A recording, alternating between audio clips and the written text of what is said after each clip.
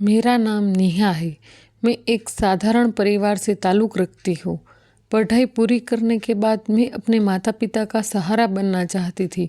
जब मेरे घरवालों ने मेरी शादी तय की तो मैंने सोचा कि शायद अब ज़िंदगी स्थिर हो जाएगी। लड़का एक अच्छे परिवार से था, पढ़ा लिखा और नौकरी करता था। मेरी शादी बड़े धूमधाम से हुई। कुछ दिन सब अच्छा चला, लेकिन जल्द ही असली चेहरा सामने आ गया। ससुराल वालों को मेरी नौकरी पसंद नहीं आई। उन्हें लगता था कि बहू का काम सिर्फ रसोई और सेवा है। मैंने समझाया कि मैं घर के साथ साथ नौकरी भी कर सकती हूँ, मगर उन्हें मेरी तरक्की से जलन होने लगी।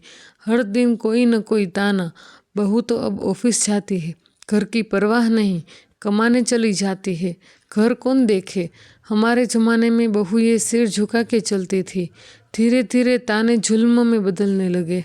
मुझसे सुबह 5 बजे उठकर सारे काम करवाए जाते थे, फिर ऑफिस जाना पड़ता। रात को थकी हुई लौटती, तब भी आराम नहीं मिलता। पति ने भी साथ देना छोड़ दिया। वो अक्सर कहता, मेरे माँ बाप कुछ भी कहे तुम चुप रहो। एक दिन मैं ऑफिस से लेट आई तो मेरी सास ने मुझ पर हाथ उठा दिया। मैं रोई, चुप रही, पर हर दिन अपमान बढ़ता गया। मेरी तनख्वाह मांगी जाती थी और मुझे खर्च के लिए 1 रुपया तक नहीं दिया जाता था।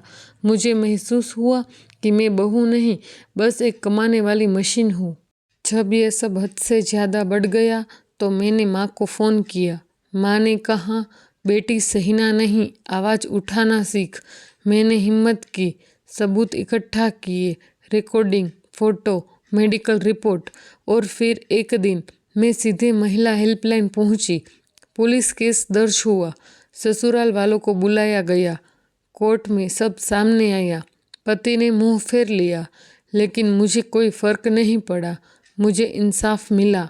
मैंने तलाक लिया और अपनी ज़िंदगी दोबारा शुरू की, अपने आत्मसम्मान के साथ। आज मैं अकेली हूँ, लेकिन आज़ाद हूँ। अब मैं महिलाओं को उनके अधिकार सिखाती हूँ।